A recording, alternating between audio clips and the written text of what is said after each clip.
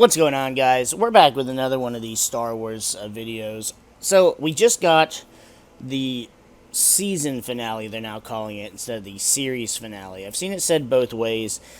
For the Ahsoka series, it was deemed we were only getting one season, but now it's possible we may be getting more, or maybe they just didn't want to, Dave Filoni didn't want us to know that, so it's like, oh, they'll think it's only 8 episodes.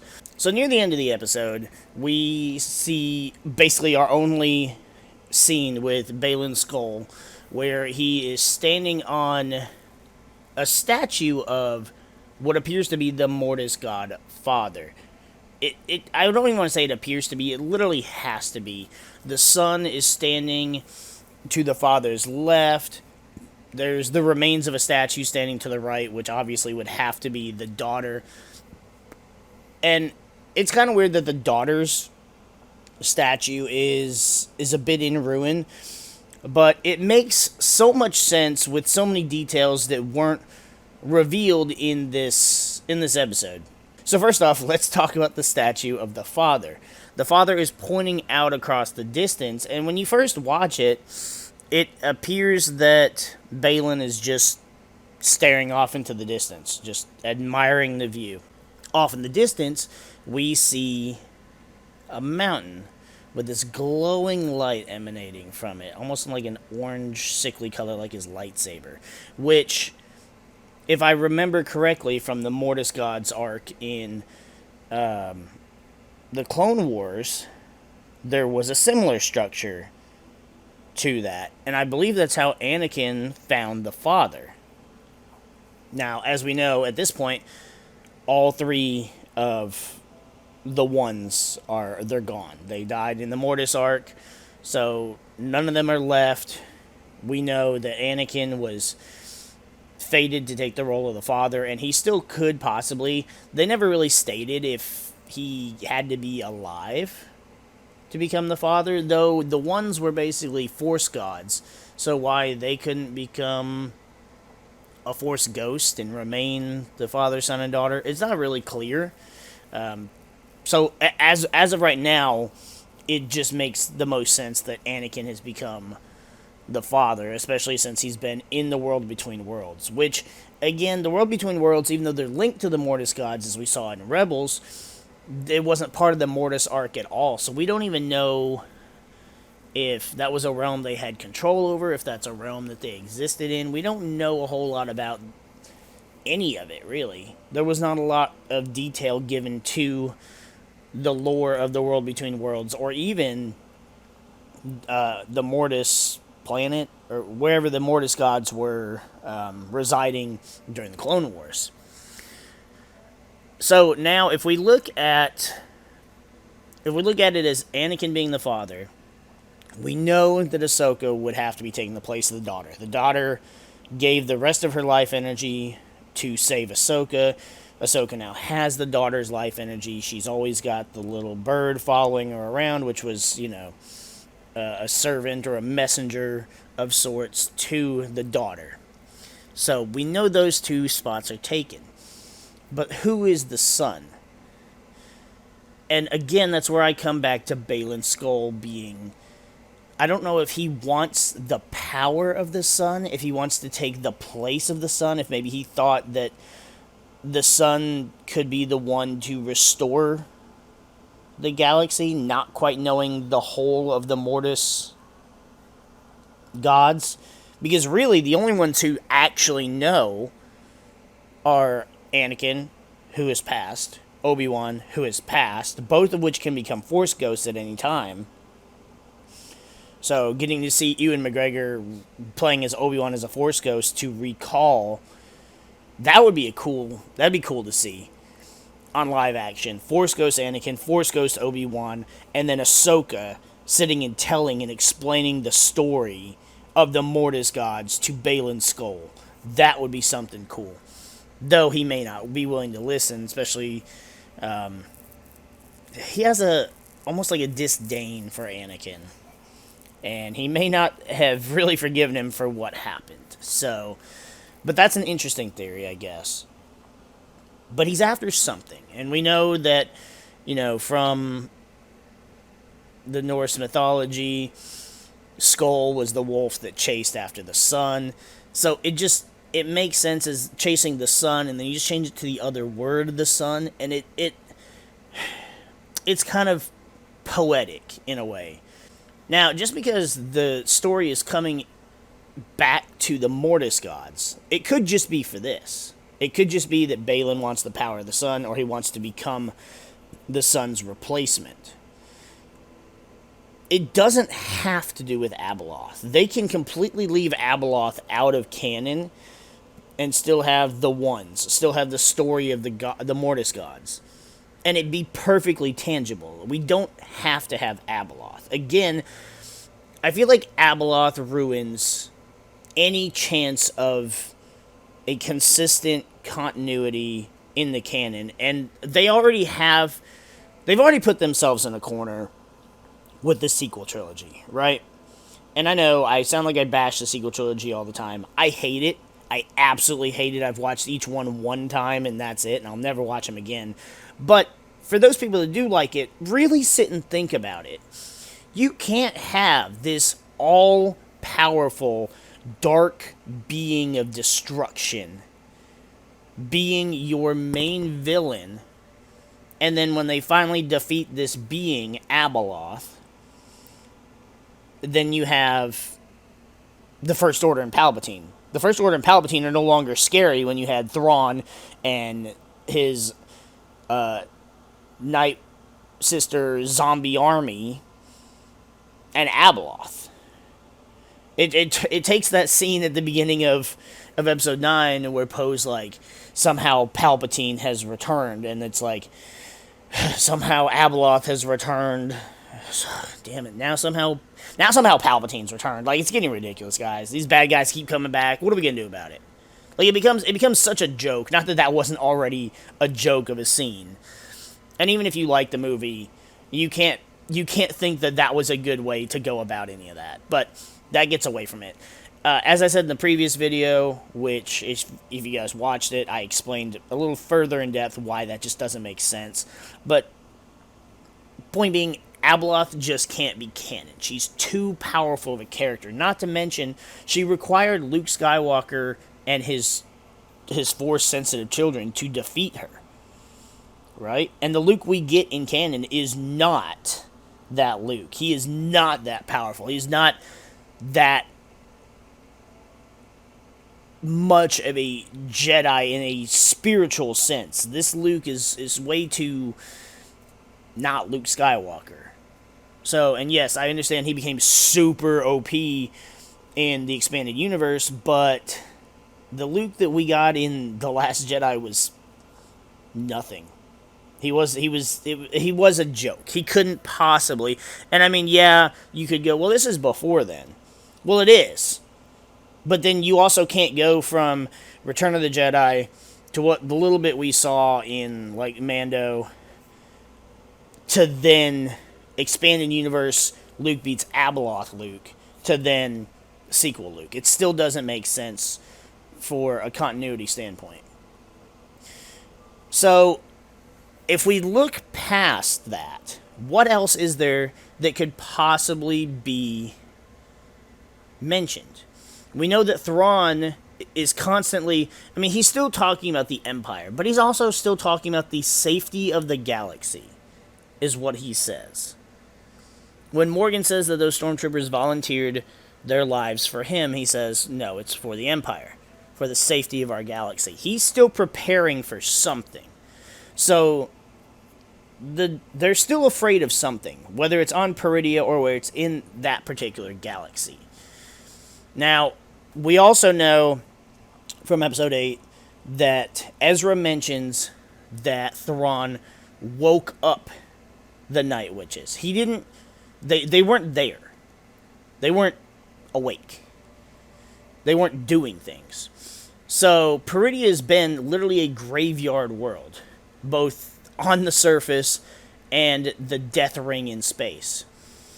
So what if now, instead of the catacombs, even though catacombs basically implies the dead and tombs and coffins, what if all of those weren't coffins, but instead they were all like stasis pods, right?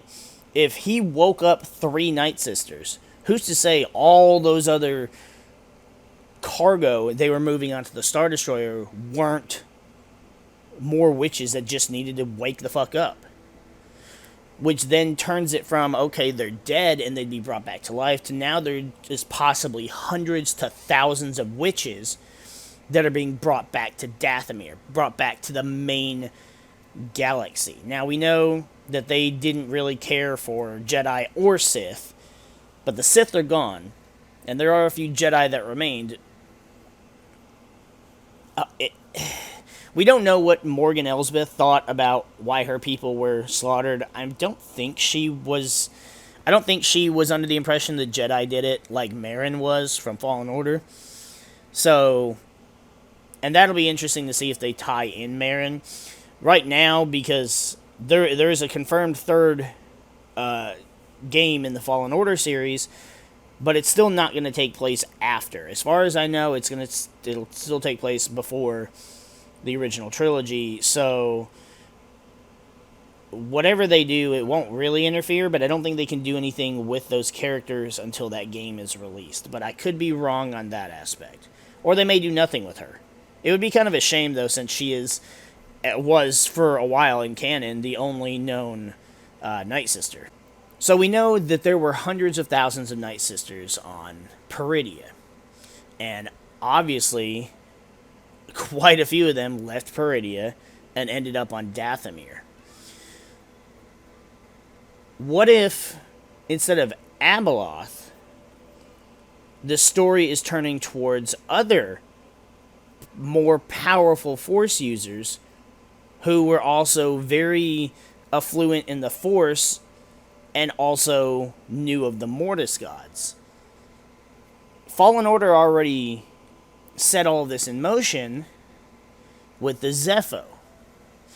Now, we know that one of the 3 great sages of the Zeffo, Kujet, ruled over Dathomir. He had his palace or fortress or whatever on Dathomir, right? Well, it turns out, according to sources, that the tower, that fortress that we see in episode 8, or really that we see in all of the episodes of Ahsoka on Peridia, is also a tower, a fortress of Kujet. So it can't just be a coincidence that he ruled over both Peridia and Dathomir, 2 planets that were native to the Night Sisters.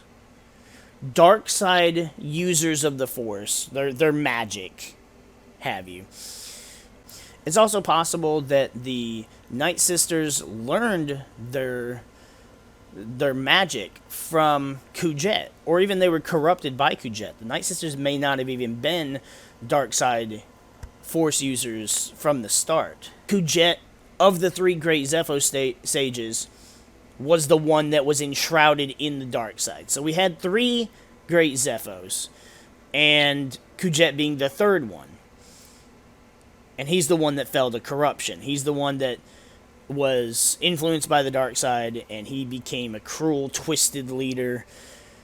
But once he died, the remaining Zeffo were free, and they were like, you know what, we got to get away. We need to get away from this, especially because they were on Dathomir, which is a dark side planet. You had the Night Sisters there. So they fled to the Unknown Regions. But the Unknown Regions is still within the main galaxy. But if Kujet ruled over Peridia, we know that the Zeffo had the ability to move between galaxies. So it's possible there are Zeffo in this new galaxy. It's possible they're still in the Unknown Regions, because we don't have a time frame for when they died. All we know is obviously they died before the Fallen Order game. However, I have not read the High Republic stuff, but apparently it's a couple, like 200 years or so before the prequel trilogy, there are some sages who are Zeffo, of the Zeffo species, from what I've read. And now I could be wrong, but So that means the Zeffo were not really that extinct for that long. There could still be Zeffo out there. Which means that voice that Balin's hearing could be a Zeffo. Or it's even possible it is Abeloth. And maybe the Zeffo were responsible for keeping her in check. That could also be a thing that the ones were like, hey, we're leaving, but we're leaving you here to maintain this chaotic being of destruction. And it's possible that it could even be possible that's how Kujet fell. Kujet could have been influenced by Abeloth's darkness, and then that's why Peridia went to ruin, and that's why he ruled Dathomir in such a corrupt, dictatorish way. And that could mean that the Night Sisters on Peridia were put in stasis by Kujet for going against him, or that they put themselves in stasis to hide, to get away from Kujet, or even to get away from Abeloth. There's so many different possibilities, and I feel like nobody is talking about how the Zeffo could be a thing. Now, from what I understand, I've not played Survivor yet, but the Zeffo aren't part of the Survivor story, which is fine. I mean, they're such a fascinating race, but it could easily tie into all of this. I don't know. It's so hard to know, especially when we know Balin's story was tying into something, but all we got in the last episode was, just a 10-second shot of him just knowing where he's going and leaving us to put together a puzzle that we have no picture of. I believe it's also stated in one of the canon books that Palpatine was waiting for something beyond the unknown regions, possibly beyond the galaxy as a whole. Which, Palpatine being as strong of a dark side user as he was, perhaps he heard the call of Abeloth. Which, comparing Palpatine to Balin doesn't really make sense, and doesn't do his character justice, because Balin does not come off as a dark side user, he does not come off as evil or a villain, but that's why he fits so much more as a son-like character. It was also way back in the expanded universe, Palpatine was, he was working on this great empire and everything to defend against a threat from another galaxy, which I believe ended up being the Yuzong Vong. I don't remember. Or in canon now it would be the Grisics. So it's possible. It's also possible it was Abeloth. I mean, everything ties in together.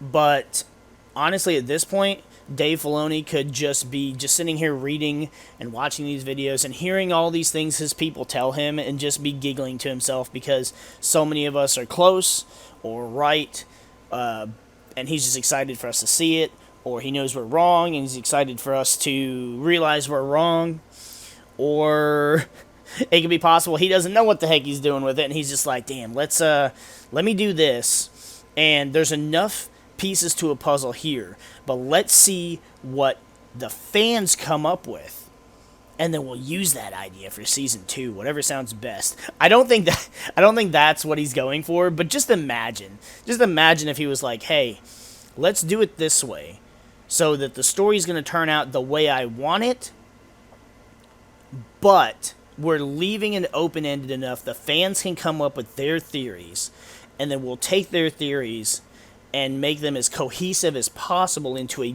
good story so that the fans felt like they got what they wanted, or even influenced the story, or were a part of the story. It'd be a really cool thing for Filoni to do, but I don't think that's the case, and I really don't think he should leave it up to the fans to write a cohesive story. Again, Abeloth makes no sense. The only way Abeloth could be a thing is if Abeloth stayed in this galaxy. If Abeloth did not get to... If we had 2 separate galaxy stories. But there's nothing else in this galaxy that we know of. So unless we're going to get a whole bunch of other shit in this galaxy, new characters, new Jedi, new... But it would take so much to beat Abeloth, and I just don't see it being plausible. But that's all we have to go on for right now. I'm sure other media is going to come out before we get a season 2, or before we get more of the story in general. I heard that the Ahsoka movie isn't supposed to come out. The movie Filoni's working on that combines the Ahsoka, the Book of Boba Fett, the Mandoverse, all that stuff together isn't supposed to happen until like 2027. So he's still got a couple years. So we've got hopefully more shows to kind of tie everything together. And who knows, if they go the way of the Zeffo, we might even see Cal Kestis in live action. So let me know in the comments below what you guys think, and if you enjoy videos like this, we might start doing them more often. I only started doing the ones on the Ahsoka series before because after having conversations with people, some people that I know personally, other people just online, it was really an interesting thing to speculate on, but I more just wanted to make that video to point out all the ways that it could have been Abeloth, and then just that it just canon just says it cannot. So, let me know what you guys think, and we'll see you guys in the next one.